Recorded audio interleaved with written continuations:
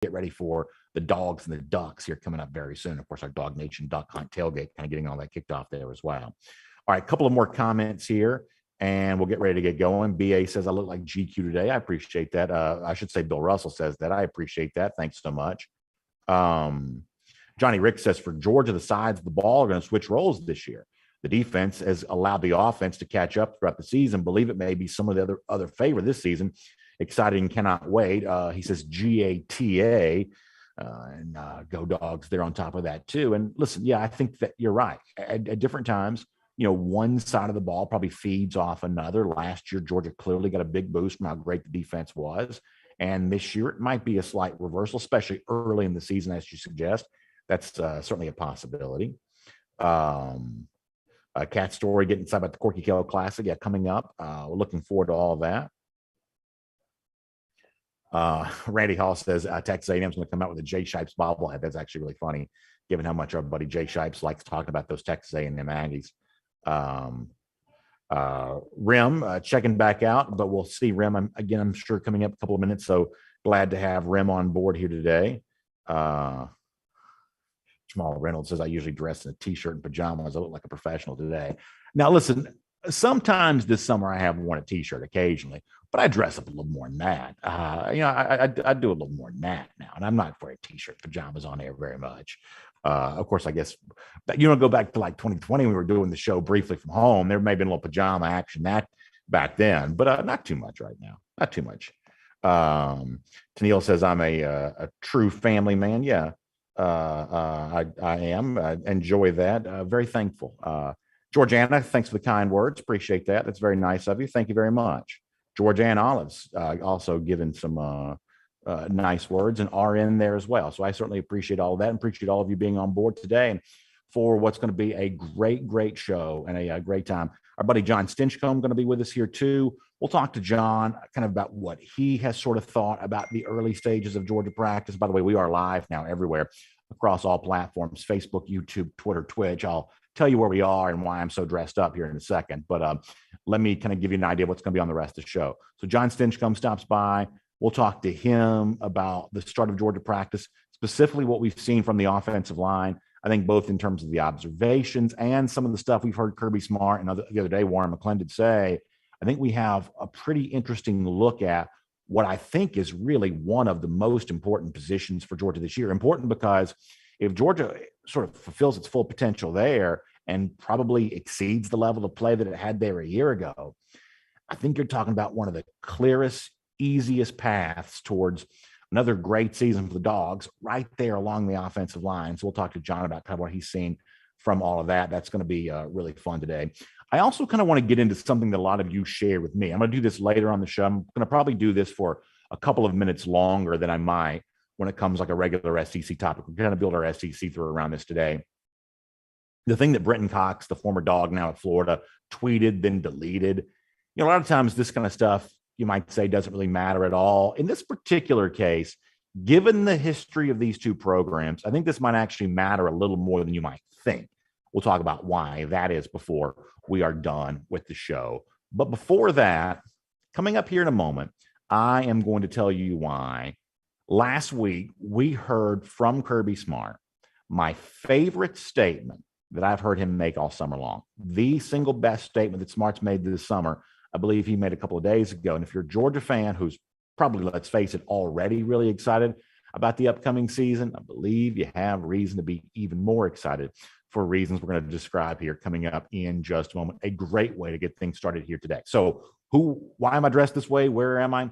We're live here at the Corky Kell Classic kickoff lunch. And a lot of you know this, the Corky Kell Classic, a great season opening event in high school football. I'm excited about being back involved with this again here this year. Games to be televised on Peachtree TV. I'm talking about essentially a week's worth of games. Wednesday, I'll be live at Johns Creek High School for doubleheader of games. There's some great games coming up on Thursday. It's not this Thursday. It's basically next week at a great series at West Forsyth High School. Triple header of games there on next Friday in Rome. And then obviously the big Saturday slate right there at Mercedes-Benz Stadium with some of the biggest prospects in Georgia, best teams in our state, all right there at Mercedes-Benz Stadium there on that next Saturday for that big event. So next week is a huge, huge week for high school football. I'm thrilled about being a part of it, and it begins here with the Corky Kell Classic kickoff lunch, and that's where I am. That's why I'm so dressed up. So we're really excited about that. But even with all that going on, we've still got some business to take care of. So what do you say here on DawgNation Daily, the daily podcast for Georgia Bulldogs fans, presented by Pella Window in Door of Georgia? We get it going right now.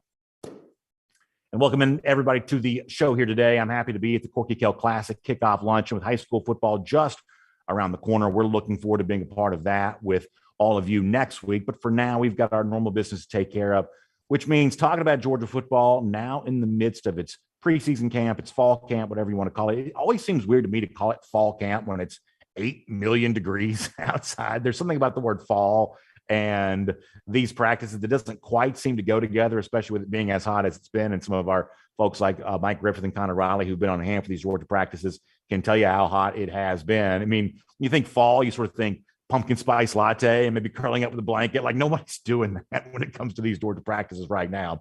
But nonetheless, you kind of call it fall camp, and it is underway for Georgia. And it's not just a chance to give some observations, although Connor Riley had another good slate of those at DawgNation yesterday. It's not just that. It's also a chance to hear from the Georgia coaches and players and get their perspective on all of this too. And that's actually where I want to begin here today, because when you go back and look at Kirby Smart's press conference from last week, and you can watch the full press conference that Smart was a part of on our YouTube page there at DawgNation on YouTube. When you watch that, near the very beginning of that press conference, Kirby Smart actually said, of all the things we've heard from Kirby this summer, whether it be random radio interview or SEC media days or appearance at some celebrity golf tournament, whatever it might have been, of all the things we've heard from Smart here over the course of the summer, my favorite thing that Smart has said this summer, and the thing that I think that Georgia fans ought to both pay attention to, and really, I think you'll really enjoy this, came from Smart near the beginning of that press conference, if you want to go back to last week. So in light of a lot of everything else that's been said around the SEC and college football here as of late, let me let you hear Kirby Smart on the topic of what Georgia no longer has and who it is that's going to step up and try to fill the gap from all those great players that led Georgia to a national championship a year ago. This is a perfect tone setter for the Georgia practices right now and the season that is to come. This is Kirby Smart from last week. We got a lot of good players to replace, and we got a lot of good players to replace them with.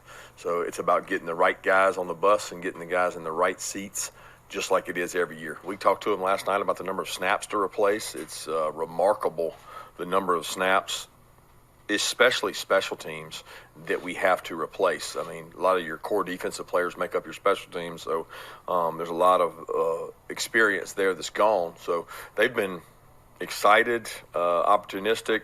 So guys have changed their bodies a little bit and in better shape, and I'm excited to see them go practice. They're excited to get out there. First of all, as a Georgia fan, it always makes me excited anytime Kirby used the word excited as many times as he did in that clip. His own excitement, the players' excitement, everybody's just excited, right? And I like that. And if you go back and see some of the stuff we saw at SEC Media Days or some of the other times in which we've kind of connected with Georgia coaches or players recently, there does seem to be a little bit of a palpable excitement. Now, how do you measure that and what does it mean? We don't really know that, but better that than the alternative, heads down, staring at feet, shuffling in, dragging in. You certainly don't see much example of that from Georgia. But the thing that I like about what Smart said there, maybe more than anything else, is that there's no concession from Kirby. There is no hedging of the bets emotionally. You know, Smart acknowledges, and this is like not a question that he's answering here. This is from his opening statement of his introductory press conference to begin the season in Athens last week. And in that opening statement, that opening remark, Smart acknowledges two things. Yes, we lost a lot of great players, but we still have, and you heard it say that a moment ago, a lot of very good players to step in place of all of that. And I like setting the tone that way. Hey, you don't hear a lot of whining and complaining of, oh my gosh, how are we going to handle this without Jordan Davis? Or, oh my gosh, how are we going to handle this without Nakobe Dean, or without George Pickens, or without blah, blah, blah, without anybody that Georgia may have lost, you know, two great running backs, and on you could go. You don't hear any kind of hedge of, well, you know, it's just a rebuilding year. We don't have these 15 draft picks and 5 first rounders on defense anymore. And admittedly, Smart was asked about the idea of a rebuilding year in that same press conference, and he kind of sort of sidestepped the entire thing. He didn't go down that road at all, didn't sort of contribute to or participate in that narrative whatsoever.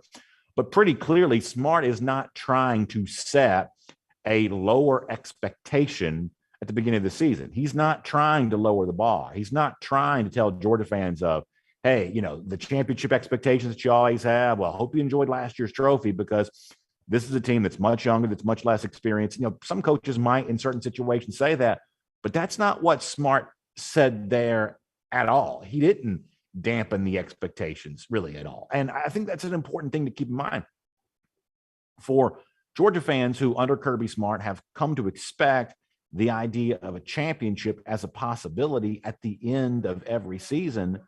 That doesn't change because Georgia finally got across the finish line last year. That the expectations that you will have for the 2022 season are no different than they would have been in 2020 or in 2019 or in 2018, really even in 2017. If you want to go back to Smart's second year on the job, that Georgia fans have come to believe that they have the collection of talent and coaching acumen, the program resources to make championships a possibility. And had that not happened in 2021, there'd be plenty of Georgia fans who looked at 2022 as maybe this is the year where that breakthrough occurs. And maybe this is the year where Georgia gets over that hump. Well, guess what? Just because it happened in 2021 doesn't mean it can't happen again in 2022. As hard as it'll be to do that, doesn't mean it can't happen again. And Smart, with that opening remark there, going back to last week, certainly doesn't do anything to lower the bar of expectation. In fact, when it comes to a position group in particular, and this was also maybe among the most fascinating things that he said last week, zeroing in on maybe like one position group where it would seem like, relative to the number of guys on the field that you have the most to replace might be an inside linebacker. You lose a first round pick in Quay Walker. You lose the Butkus Award winner in Nakobe Dean. You lose the guy like Channing Tindall, who was impactful in the national championship game. Like, if there was ever a place in which, oh my gosh, you've lost so much, and oh my gosh, you've got so much, relative inexperience to step in place of that. Once again, when like zeroing in on that position group in particular, Smart once again given the chance of saying, hey, we've lost a lot, but look at what we have. He kind of does that related to the inside linebacker position. Let me let you hear this from him on that, about how excited he is about one player in particular, but kind of the group overall, this Kirby Smart on inside linebacker. Excited about the guys we have at inside backer. Those guys I was excited about those guys last year. They didn't get an opportunity to flash and show their talents because of the three guys we had. But, Smile Munden is as good an athlete as I've seen. He has to increase his physicality, his toughness. He missed spring because of a shoulder surgery, but he's put on some good solid weight. He's a really good athlete. He played a lot of snaps on special teams. Pop played a lot of snaps on special teams. Core linebackers get valuable experience on special teams before they're the feature guy. So both those two guys got a lot of experience. Sori's come a long way. Tresman and Ryan are healthy. Jalen Walker's out there doing a good job, and then you got Lightsey. So when you start looking across the inside linebacker group as a whole, I'm fired up to see what the guys can do. Can you imagine that? Kirby Smart, the athletes that he's seen, the kind of timid approach he sometimes takes when it comes to complimenting players who he's looking to see more from. Smart kind of sometimes throws those compliments around like they're, cross ties. And he's not exactly tossing free compliments around, but saying of Smile Mondin, a guy who we didn't see in the spring because of a shoulder injury, but now back, and we do expect him to be a major competitor for playing time. Smart says he is as good an athlete as I've seen. That's high praise from a guy like Smart, who's seen some great athletes. And at the end there, for Smart to say, once again, a guy who chooses his words carefully and typically pretty measured in statements like this, to say, listen, I'm fired up about what this group might bring to the table. Well, let me tell you something you already know. If Kirby Smart is fired up, then you ought to be fired up there as well. And nothing's a given for the upcoming season. Georgia's going to obviously face some challenges. I mean, you look at the two teams that are going to be rated ahead of Georgia in the national championship race, the Alabama and Ohio State. You already know how formidable a duo of foes that is for the Dogs. And even just getting back in the spot where you can compete for a national championship, not an easy thing either. There's a reason that no one's done it in a decade. It's not an easy thing to do. But for the people who are going to tell you, Georgia lost too much, there's not enough left over for Georgia to be at that top national elite level, I'd take Kirby Smart's words pretty seriously on that. And the fact that Smart, I think, when we've seen public remarks from him thus far this summer, has kind of come across as a guy who's a little bit confident, who I think feels pretty good about his team. I think you get some evidence there why that's the case. In fact, let me give you one more on this. And this is something that also echoes what we've talked about quite a bit. And this kind of sounds like sort of like spin control or something like that. But I think there is a degree to which this is true, is that while you'd love to have all the players that won last year's national championship coming back and trying to do that again, it would at least make the job easier.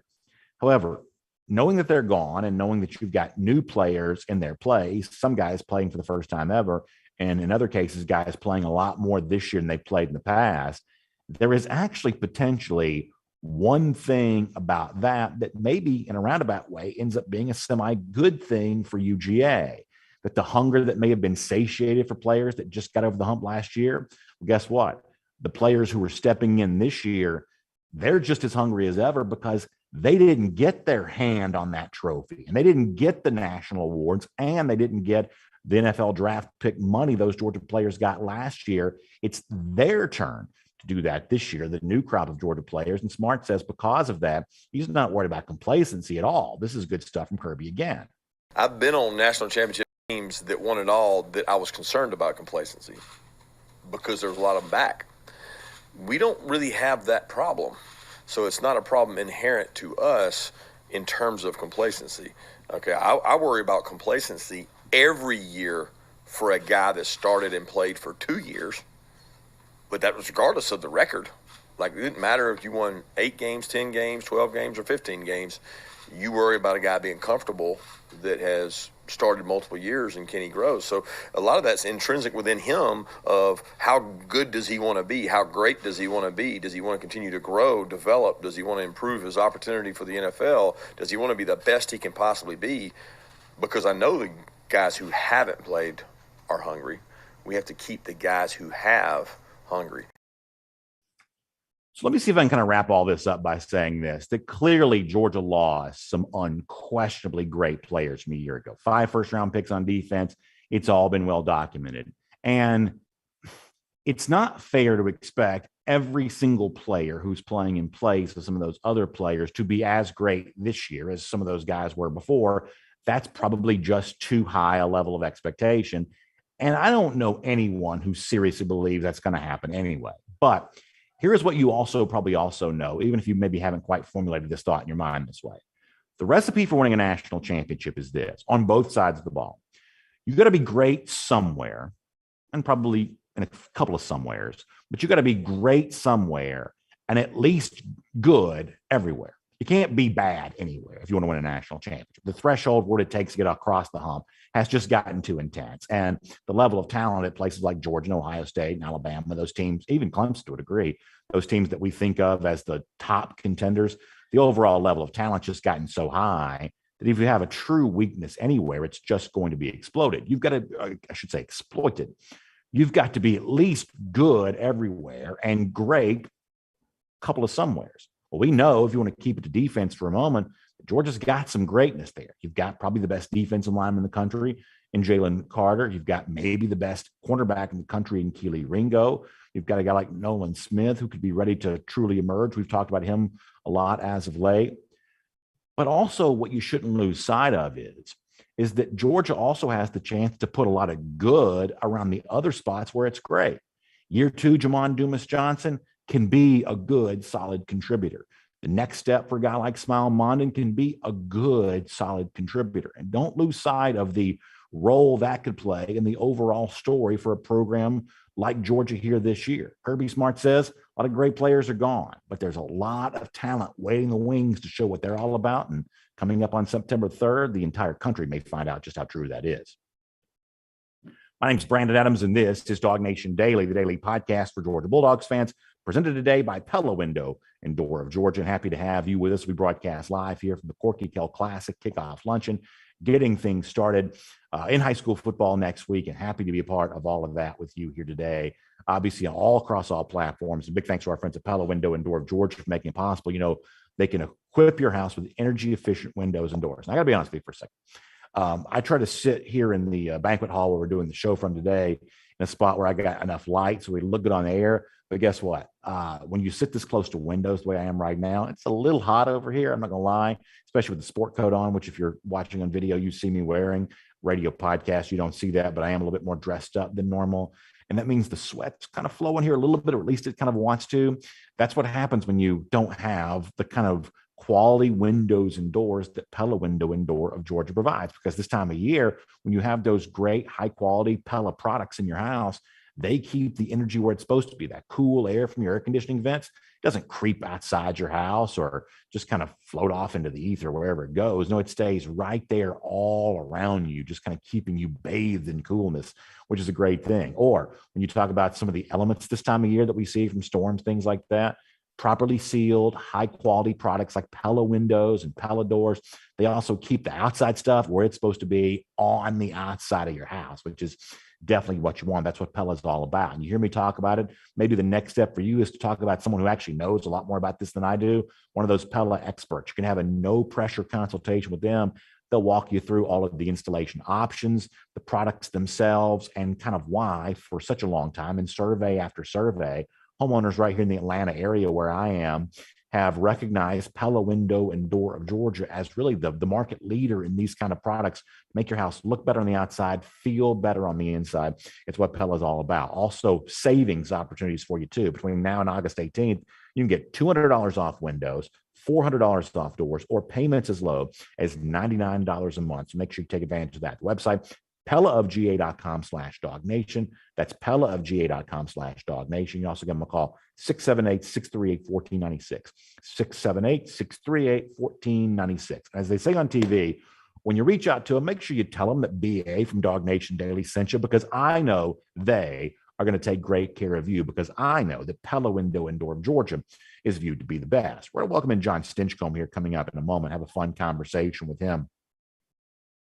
Before we do that, though, let's do a brief version of Around the Doghouse, assisted today by AAA. Now, this weekend, kind of a fun weekend for Georgia football fans, for really reasons that have nothing to do with the current version of Georgia football. This weekend in Canton, Ohio, we saw former great Georgia defensive lineman Richard Seymour enshrined in the Pro Football Hall of Fame. Kirby Smart, who we heard from a moment ago, actually started his press conference the other day with a special shout out to Seymour. Kirby knows him, having been a former teammate of his, and obviously proud to see him now in Canton with that bust on display forever. This was Kirby congratulating Seymour just the other day. Big congratulations to Richard Seymour, who I had the great fortune of playing with here, and will be going into the NFL Hall of Fame. He's been a just incredible representative of our university. It's a great player here and a teammate. I know we got several guys on our staff that'll be going to travel and be with him for that great honor. So congratulations to Richard. And during the speech that Seymour gave the other day, you actually kind of saw Brian Gant, I know, is one of the guys that was there, and a collection of Georgia staffers who were celebrating and having a good time with Seymour during his speech. And of course, Kirby talking about the fact that Seymour has been such a good representative of UGA for such a long time. He actually even mentioned Georgia and gave a special shout out to the Dogs during that Hall of Fame induction speech. A lot of you have already seen this, but if you missed it, here's the former Dog, Richard Seymour, showing some love to UGA in Canton, Ohio, on the steps of the Pro Football Hall of Fame over the weekend. It doesn't get any better than that. Here's Seymour. Because of my family, I was well positioned for success as a young player at the University of Georgia. Hey, the national championship Bulldogs, I might add. We got any dogs in the house?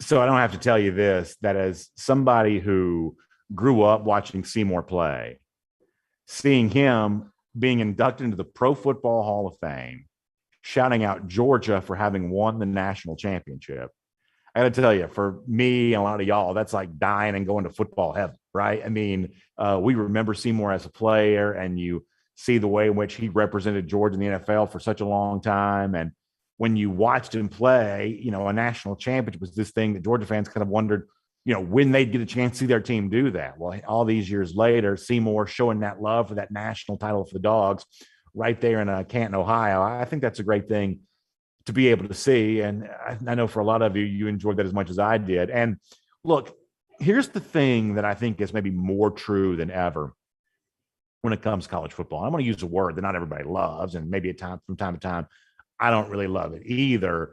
But it's pretty obvious how important that is for college football now. That's the idea of being a brand. We used to think of these teams as teams or programs. Now we think of them as brands. And unfortunately, brands just kind of matter, right? To have a big brand, that's the ticket you need to be in what we kind of think of as the super conferences now. If you don't have a big brand, you're not making your way into the Big Ten. You're not making your way into the SEC. You know, the lesser leagues, the Pac-12, the Big 12, the ACC, the ones just sort of fighting to hold on and survive. The reason why their position isn't stable, the reason why their future isn't certain is because their brands just aren't big enough. So we don't always love that word. We don't always love thinking about college football as a business, but the business part of this does matter. And if you're a Georgia fan, the good news here is your brand does matter, and your brand seemingly keeps getting bigger because of national championships on the field, but also because of guys like Richard Seymour going into the Pro Football Hall of Fame and then shouting out UGA while doing that. The players that, you know, are already having very good training camps, rookie players around Georgia, and the attention they got in the NFL draft, all of this adds together to sort of speak to just the growing brand of UGA, and a time in which the way in which you sort of grow as a program, and the size and the resource you have as a program have never mattered more. There's never been a better job for the Georgia brand to be shining as brightly as it is right now. And obviously, big thanks to Richard Seymour, if you're a UGA fan, for helping make that even more true going back to last week. I want to talk to John Stinchcomb about this coming up in a moment, who's kind enough to join us via Zoom today as we're live here. The College Football, not the College Football Hall of Fame. We're just talking about the Pro Football Hall of Fame. We're not at the College Football Hall of Fame today. So if you're in downtown Atlanta, don't go looking for us because we're not here. But we will have a John Stinchcomb on hand here in a moment. Let me remind you that's around the Doghouse. It's assisted today by our friends at AAA. And of course, you know, roadside assistance become AAA. You hear me talking about that all the time. That's one of the ways in which they take care of us. But also home insurance through AAA. There are lots of ways in which that's a good thing for you too, including picking up on that claim-free reward. That's when you earn cash back every policy year that you remain claim-free. So AAA wants to take good care of you when things go well for you like that. And the claim-free reward is one of those great ways they can do that. So you can go to AAA.com/home insurance to find out more details on this, or give them a call, 833-718-2075. Let me give you that one more time. AAA.com/home insurance, or the phone number 833-718-2075. Happy to have AAA as a part of Around the Doghouse for us here today. Now, because we're slightly different being on the road here, I'll dispense with like the pomp and circumstance. John won't be a pro wrestler and get his intro music here today. We'll just kind of bring him on board here. John, we talked about Richard Seymour a moment ago, and listen, I think you and I think of football as a sport. We think of our favorite team as something we enjoy cheering for. We don't think of it as a sort of a P&L statement, a profit and loss statement. We don't think of it as a business, but college football is increasingly becoming that. And just like other forms of business, brands do kind of matter. And while that's not always the most fun thing to think about, if it's going to be true, you want your favorite team to have a big old brand. Well, guess what? Having guys like Seymour going to the Pro Football Hall of Fame, having Zamir White and Trayvon Walker in the first preseason game of the night, having Georgia be a huge topic at the combine, the draft, seemingly every Super Bowl, which we can also thank you for being a big part of. You know, those are ways in which Georgia leverages the NFL to grow its own brand. And I don't know, as a fan of this team, I think that's kind of cool. And I'm guessing as a stakeholder yourself, you probably kind of agree. Couldn't agree more. And let me just say the brand of Brandon Adams is looking awful sharp today. Look at you all dressed up, tied up. Man, you look good. I appreciate that. And Georgia's sounding good too. It's become a national brand. You put us on the map in so many different ways. You win a national championship, but also the ambassadors that represent the university in so many different ways. Highlighted this past week by Richard Seymour's induction into the Pro Football Hall of Fame. What a great honor for him. You know, unique talent, obviously, if you're inducted into the Hall of Fame, but just what a great brand ambassador for the University of Georgia, and just one of many representatives of how the University of Georgia has made such a great impact and led and been an instrumental step for so many on their path to remarkable careers and in football and outside of football. But as a brand, I don't know if we've ever been higher in value than what we are right now. And it comes at a great time, especially when high school players are, looking across the country for what can add value to their own personal track and career. And they want to attach their name to a logo and a brand that can only add value. Do you know Richard Seymour? How I know his time at Georgia predates yours. You're much younger. But do you know Seymour? Did you get to know him during your time in the NFL? Well, yeah, I played with him first 2 years. I had my intro to the SEC via Richard Seymour as a. Y'all were on the same. Boy, I'm getting old. I mean, it's getting hard for me to remember. Y'all were on the same team together. I thought he was gone before you got there. Through my sophomore year. So okay, see, I'm sorry. I come in. BA, it was I come in. I'm a highly recruited athlete. I've been told by a number of coaches that, in my mind, I'm going to revolutionize the game. I'm going to gift any team that I become a part of, this superior athlete and player, right? So I fully intended to go to Georgia and just bump somebody right out of the way. Well, first scrimmage in Sanford Stadium, lined up at guard across from Richard Seymour. And I can distinctly remember offensive line coach Chris Selfo on repeat, on loop, time and time again, showing Richard Seymour barely slowing me down. I'm barely slowed him down as I don't know what hit first, my numbers or my helmet, as he just ran right over me. So with Richard Seymour and Marcus Stroud and, that entire defensive front, Demetric Evans and Charles Grant, you either had to grow up and get better pretty fast, or you were going to be nothing but chopped liver and meat for the animals and tigers across from you. We joke about this from time to time, but that's not an easy thing to commit yourself to do each and every day, right? I mean, we see people all the time. They quit things when they don't have immediate success. It's hard to try your best at something and also not be great at it right away. I imagine you probably, when we joke about this and it's funny to talk about, but you probably did learn a lot about yourself when you thought you were the bull of the woods and you walked onto a campus and saw guys who were more mature, sort of more, just sort of larger, older. I'm sure that was an incredible lesson to try to learn of, okay, how do I just sort of come back again tomorrow when I'm, taking what I'm taking from guys like this or on their way to Canton, Ohio?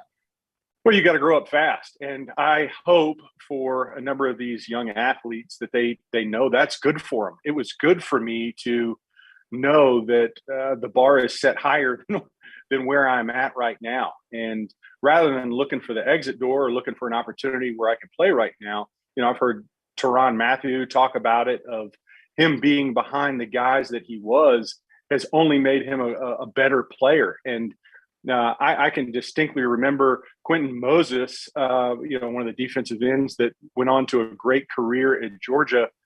I would frustrate him as an older guy. And when he went with the Dolphins, he signed on, played with the Miami Dolphins. We're playing then in preseason. And it was pretty obvious he had a bone to pick and was out to prove himself to be no longer that 18-year-old incoming freshman. That he was a much more mature player. And he was a great player, and God rest his soul because of the tragedy that ended his life. But that's what makes guys great, in my opinion, is you go up against those that are more mature and better than you and further along, and you push yourself. So to early on in my career to have that experience to play against a Richard Seymour, future Hall of Famer, a great player who is antagonistic, shall we say, and relentless in his efforts to be truly dominant, it makes you better. And for young players, rather than looking for that instant opportunity and instant gratification of having an opportunity given to you, a spot given to you, having to work for it and cut your chops early against those that are better, I think makes the entire team better, makes your career better, and gives you that fortitude and persistence that you need to really excel and maximize yourself as a player.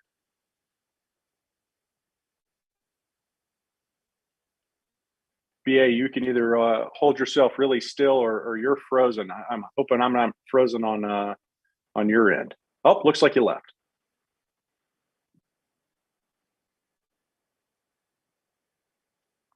Okay, so I'm guessing that we're having slight technical difficulties, but watching and seeing videos of Richard Seymour's induction, it makes me think of some of the great players. Now, at his induction were Orontes Grant, Charles Grant, and my brother's there, Travis Stroud.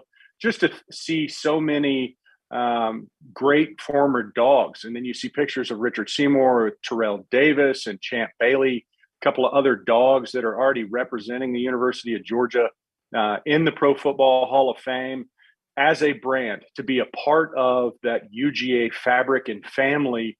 It makes us all proud. It makes every former Dog, whether you played with Richard Seymour or not, proud to be a representative at one time or another, to have that G on the side of your helmet and know that one of your brothers is being recognized for their superior talent. Now, when I was in New Orleans, I played against Richard in both New England, and then when he went out to play for the Raiders. And let me tell you, he's one of those guys that you'd much prefer to be on your team than playing against him, because just such a difference maker across the board. And with the past 15 players getting drafted, and now we're seeing clips of the Jordan Davises of the world that are already showing up in their training camps and making an impact. It's fun to watch and see who out of this next crop is going to be the future Richard Seymour. And I know they're going to create their name for themselves and have their own destiny, but each generation there seems to be this next crop of the superior talents. And I think it goes in concert with Georgia's ability to recruit at a high level, and then also develop and be a platform for great athletes to become elite. And I think there's been a continuation of that. And under Coach Smart, it's been an acceleration of that. There's many more opportunities for guys to excel to that upper echelon past, it's a high bar just to be a part of the NFL. And when guys are able to be recognized at a superior level, the way Richard Seymour has and so many others in the past, I think it's partly due to the environment that's created at the college level and the college ranks, of pushing yourself and being among other great athletes that want to maximize their abilities and push each other and hold each other accountable. And the old adage of iron sharpens iron is very true when it comes to these atmospheres. And as Georgia is starting their training camp and getting underway for this season and getting ready for Oregon, as you replace 15 guys that went on to be in NFL camps today, it's that next opportunity. It's the next man up mentality and mantra that Georgia is facing. And as they start this training camp, there's a number of holes to fill, but there's also a lot of really talented guys ready to step in and be that next cupbearer, that next flame holder. I'm picturing the Olympics where they're passing the torch, and that's what's happening right now. And who are those guys? There's a number of holes across the offensive line, and in honor of Richard Seymour, there's a number of spaces on that defensive front that younger guys and even some veterans, thinking about Stackhouse and obviously Jalen Carter is a guy that's going to have to come along across that defensive front. But when you meld some talented players that have been a part of the system, that have been leaders in the program, like Nolan Smith, and then you have some younger players ready that are just waiting for that opportunity, it's going to be very interesting and encouraging for the Dogs that you combine that hunger to prove yourself with some of that experience that comes with some of the more veteran players across that front. So offensively, defensively, I think what you'll see is not only a replacement, but also some new identity. I'm excited about the offensive side, despite the fact that you return so many guys, Stetson included, across the board. How will the development and further extension of guys' careers like Brock Bowers, what can he do after that phenomenal freshman campaign, alongside someone like Gilbert, who has already made the press a little bit, probably not for the right reasons, reading that DawgNation article yesterday, but just seeing that what he did at LSU and what he did in the spring game, the excitement of just adding new pieces, both offensively and defensively, I think is really exciting. So good news is BA is back and you don't have to hear me dribble on. John, I am so sorry about that. This is certainly above and beyond the Call of Duty for you have to pinch hit for me for such a long time. And I have no idea what happened to my Wi-Fi a moment ago, but it just completely died on me. So here I am now outside the building and joining by phone, and there's no telling, how this is going to go. But nonetheless, I appreciate you holding on the fort there for a minute while I was gone. But let me bring you into something else, and I'm sure you may be talking about this for a minute while I wasn't here. I think there's been some interesting reports coming out about the Georgia offensive line here over the course of the last couple of days, and it's specific at the guard spot. And to me, guard has been maybe the most interesting position group for me for Georgia for this preseason because of, I think you and I have talked about this before, that's where I think Georgia has a big chance to take a big step forward and create maybe a higher level of, whether you want to call them explosive runs or just more prolific running game, production from the guard spots give you a chance to do that. I sort of think of guard as one of those positions where I kind of want a street fighter there. I think that's a little bit of what Tate Ratledge is. You don't take a lot of guards to SEC media days. They're not always team spokesmen for you the way that centers or tackles might be. They're a little more like bar bouncer types. And I certainly think that Ratledge is that. And for a couple of days now, media who's been at Georgia practice, opposite Ratledge, who we're happy to see back healthy again. If you're a Georgia fan, you've kind of seen it, a guy over there that kind of also, I think, has a chance to sort of Devin Willock, who has a chance to kind of be, I'd say, a similar version of that there at left tackle. And listen, ultimately, Georgia fans just won 5 good ones. But the fact that a guy like Willock seems to be outperforming what his recruiting ranking would have one time suggested he was, and really being a major factor in this competition, I think at the very least that's interesting, and it might actually be really good for UGA. I love it. Here's what I love is that just based on what we've seen and what's been reported so far in this camp, it doesn't matter whether you came in as a 4-star or a 5-star or who gets the most accolades. What they're looking for is the best 5. And Willock isn't the household name that some of the others are. I mean, obviously with Mims and Jones, and there are some guys that get most of the attention from the media and from fans and from the social platforms that know these household names. But at the end of the day, that doesn't matter. What you're looking for is who gives us the best opportunity to move the ball, create plays. And if it's a big name, great. If it's not, who cares? I think back to the days of being with the Saints. You draft a couple running backs, and then we get an undrafted player from Illinois who's a little bit slow from that top-end speed guy, but yet nobody can tackle him. And it takes 2 or 3 hits before he goes down. He goes on to be, it's Pierre Thomas versus the highly drafted Ohio State running back who is a second-day guy. And we end up keeping Pierre undrafted, has a great career as the Saints Hall of Fame. And it doesn't matter. Once you get in that locker room, once you take the field and practice, it's who performs the best, who gives us that best opportunity.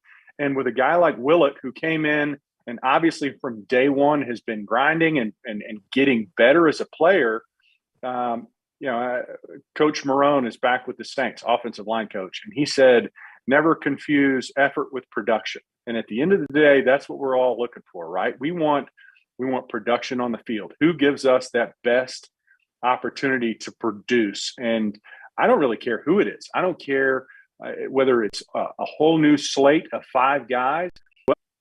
One of the things that Kirby Smart's going to be pretty emphatic about, and he has been really for a number of years, this year no different, about the idea that these practices right now are not about Oregon. I'm excited about the Georgia-Oregon game. I'm interested in the Georgia-Oregon game, but Georgia is not interested in Oregon yet.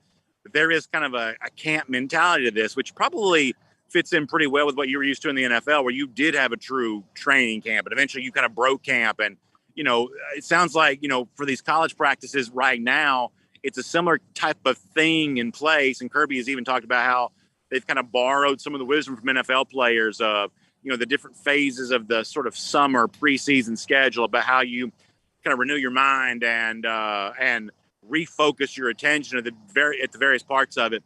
For these players right now, whether it be a guy who kind of thinks he's going to start, but is going to be doing that for the first time this year, or for a position where there's just outright playing time up for grabs.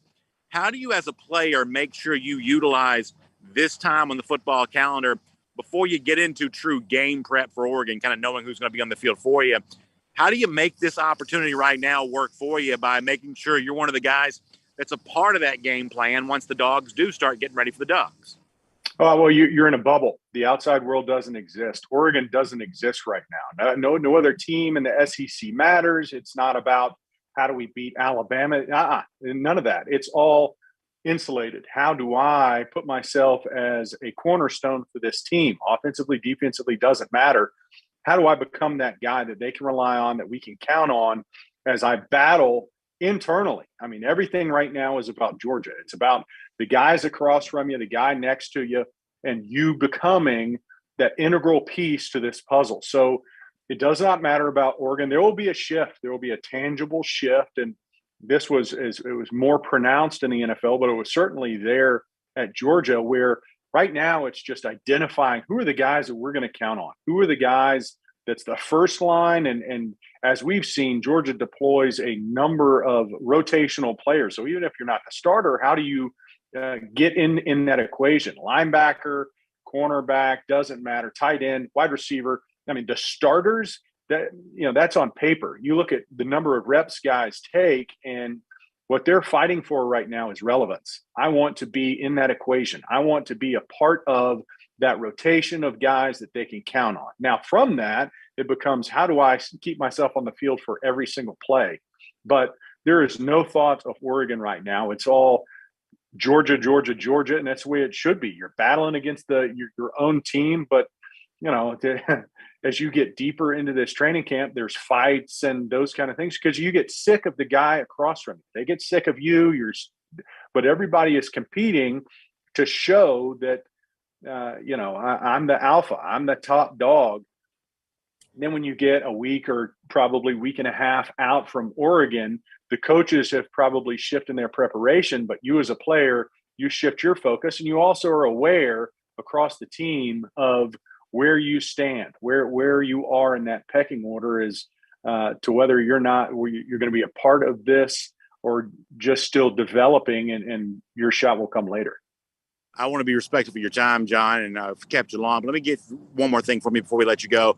I talked about this before you joined us, back when my Wi-Fi was still working, of, Kirby Smart really, I think, not really hedging very much at the beginning of his press conference the other day, and talking about what Georgia still has on this roster and what it has a chance to put out there on the field in place of some very, very talented and, in some cases, truly great players who are no longer in this program. The fact that Smart said that he still feels really good about some of the guys that are in some of those roles, including specifically, talking a little bit more about the inside linebacker position. How much do you take from that? The idea that I think there are a lot of people that either because they just think this is natural, what's supposed to happen, or maybe something about Georgia being, a team that has not won multiple national championships, that people just don't expect it from UGA. But the idea that there's going to be some huge level of regression because a lot of guys who did help Georgia win a national championship are no longer here. Certainly Smart didn't seem willing to concede that last week, as someone who's been through a lot of football seasons and, kind of knows what, the value of a veteran player is. Where do you kind of come down on that? The idea that Georgia still wants to be a contender this year, even though big names are now playing on Sundays instead of Saturdays. Sure. Well, I think one of the hardest things to do is get to the top, right, and reach that pinnacle. And it may be harder is to stay there. So in college, you look, what are some other examples of teams that were able to do it year in and year out and stay in that national championship hunt? You don't have to go too far. There are neighbors to the west, and they've been able to string seasons together. Did they replace players on an annual basis due to the attrition that the draft causes? Absolutely. So how did they do that? How did they bridge that gap from being that national champion to replacing a number of players that go on to play in the NFL and then get back to that national championship game and win it? And what they've done is they recruit really well. They develop players really well. When you lose a player, right behind him is another guy, another stud that is just chomping at the bit and hungry for that opportunity and has been working to be ready when that opportunity comes. And I think that's what Georgia is set up for. The stark contrast is what we saw in LSU in 2019, a cautionary tale where you've got guys that come in and then behind it is not a lot. Burrow was a transfer. They relied on a number of players that were really peaking at their premier. And then behind it, the cupboards were virtually bare. That's not Georgia's situation. They continued to recruit and hone skills and retained. Was there loss? Was there loss to the draft? Was there loss to transfer portal? Yes. Does that mean that Georgia is not very talented? Of course not. In my opinion, there are three teams that have elite level talent, and Georgia is one of those three. So there are other teams that maybe maximize more than what they have on paper, but if Georgia is able to maximize what they do have on paper, then they're in the hunt already, and they just have to continue to work and earn what they should be, and that's a nationally championship relevant team at the end of this year. John, incredible stuff. Thank you so much. And even, beyond Call of Duty in terms of stepping in while I wasn't on board there. So I certainly appreciate that. And always love getting your insight there on UGA. It's truly valuable. And hope you have a great week. We'll look forward to talking to you soon here on DawgNation Daily, presented by Pella Window in Door of Georgia. I appreciate it, BA, and thank you for the walking tour of the beautiful grounds that you currently find yourself on. So I appreciate people it. out here doing some real work. They're trying to edge around here. They're trying to make sure these grounds look very good. So I'm trying to stay out of the way of the edgers. So they've got an important job to do while I'm doing talking college football. So I'm trying to stay out of their way and obviously keep the yard equipment noise from bleeding in too much in the show. So it's always an adventure. Today, no different. So thank you so much, John, and we certainly appreciate your time. I appreciate y'all. Go Dogs. All right, good stuff there from John Stinchcomb, and always glad to have him on DawgNation Daily, presented by Pella Window in Door of Georgia, and obviously, 1,000 sorrows related to the technical difficulties. I mean, I just felt like things were going so smoothly, and it's one of those things where you can never sort of count on anything. But I was actually sort of sitting there as John was talking, and we'd kind of gone through 20 minutes of the show, feeling like, hey, you know what? It's going pretty well. Everything's going well. It's always a little bit of adventure when you're kind of on the road or kind of doing things away from home. But I sort of felt like, hey, you know what? This is actually kind of going well. We got here early, got set up and ready to go. And just Wi-Fi just completely dropped out on us, just completely disappeared. And even stepping out of the building, not able to get much better. So that's the way that it goes. And you probably see me just like pouring sweat now because I'm standing outside. It's probably 8,000 degrees Kelvin where I'm at right now. So that's a little bit of an issue. So we're just going to kind of try to power through it on the off chance anyone's still watching and just try to have a good time and try to do a few more minutes. And then obviously we'll come back tomorrow in our normal circumstances and see if we can have a good time back in the friendly confines of the studio tomorrow while I'll be in air conditioned comfort and just kind of rolling on and having a good time. So let me do a little bit of a makeshift version of our SEC through here. And after that, we'll probably just get ready to wrap up because I can't really take comments when I'm doing the show on my phone the way we are right now. So let me do this. Of course, we cruise around the SEC courtesy of Royal Caribbean. And at this exact moment, I have never wanted to be on a Royal Caribbean cruise ship more than I want to be right now. I would just absolutely love to blink my eyes and be on the Caribbean and the Bahamas and have a sea breeze blowing in my face and put all of this behind me. That would make me very happy right now. But I can't do that, but you can do it very soon. And it's just a great time to be on a Royal Caribbean cruise ship. Our friends, the Cruise and Vacation Authority, can help you out with all of that. You see their information right there on the screen if you're watching on video. Of course, their website, tcava.com. You can check them out there, and they just do good stuff for us. Whether it be one of those 3 or 4 night sailings, you want a 7-night sailing, whatever you want from our friends at Royal Caribbean as we head towards late 2022, end of summer, going into the fall. Great time to be on a cruise ship. Some great savings there around that. Or as you start heading into early 2023, this is just a great time to be on a Royal Caribbean cruise ship. And our friends at the Cruise and Vacation Authority can help you out and let you take great advantage of that. So let's do a little bit of a makeshift SEC through, or as we call it around here, cruising around the SEC courtesy of Royal Caribbean. A lot of you sent this to me. A lot of you saw this. So Brenton Cox, the former Dog edge rusher, now at Florida, finishing up his Florida career here this year, had a tweet that he deleted. Some of you sent it to me before it was deleted. I'll show you on the screen here kind of what the tweet looks like now, with no evidence that it ever even existed. Just deleted tweet. But prior to that, basically kind of a little bit of a trash talk in the direction of the Georgia Bulldogs, feeling pretty good about all of this. And, there is one part of this that just sort of seems sort of silly, player just kind of having fun during the off season, maybe prior to the start of the upcoming season. But in the case of Florida, there is a reason I think this kind of matters more than maybe you might think. It's simply related to the fact that this kind of silliness has been a little bit of a hallmark for the Florida program now for kind of quite some time. Go back and think about Jim McElwain in 2017 and Chauncey Gardner and some of the stuff that was said prior to that game against Georgia, when everybody knew that Florida was, in such bad shakes that it was likely that McElwain could get fired. In fact, he did get fired shortly after, Georgia beat Florida 42-7 that year, almost shut them out, which would have been the Gators' first shutout since 1987.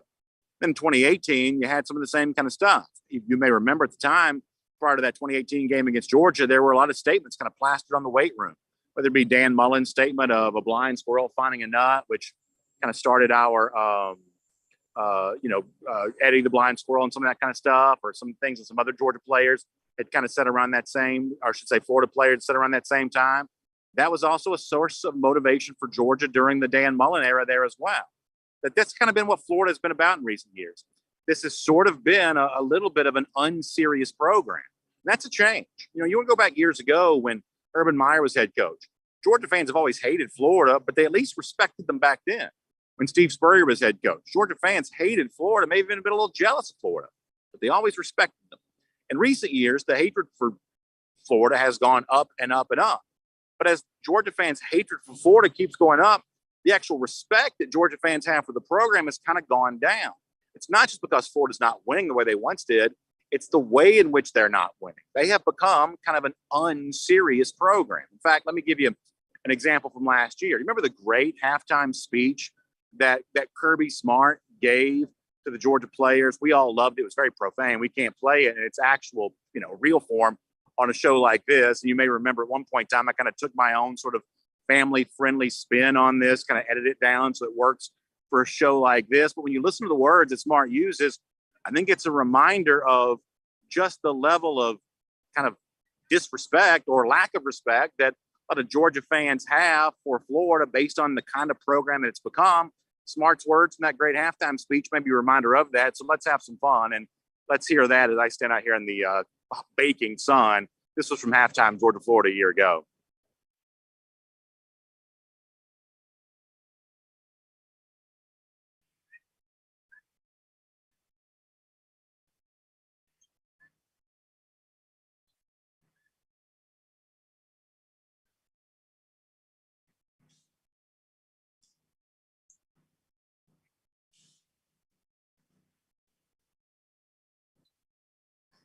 All right, so hopefully we've got a chance to hear Kirby Smart there on that. Hopefully got a chance to hear something that we once had some fun with at one point in time in the past.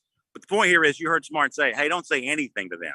Let them be in discipline. You don't say anything to them. You just point to the scoreboard, and that's kind of the difference between the two programs right now. And that's why the Brenton Cox tweet, I think, matters a little bit. I think for Billy Napier, as he begins his Florida career, it becomes the kind of maybe even a kind of a line of demarcation of, is Florida still going to continue to be an unserious program where players talk trash on social media with almost no chance of actually backing up the things they say? That's what Florida's been with its last two coaches, certainly Mullen and McElwain. That's been kind of what the program's been all about. Is that still going to be what it's about under Billy Napier? That's what a lot of us think we'll be watching in on when we take a look at all of this. So that is our cruise around the SEC, courtesy of Royal Caribbean and our SEC through, and this is a bit of a mess. So let me just get ready to wrap up by telling you this. Check out DawgNation.com, and for the DawgNation fan poll presented by the Atlanta Braves, you can vote on this week's poll question. You can also register for your chance to win a family 4-pack of tickets courtesy of our friends at the Atlanta Braves.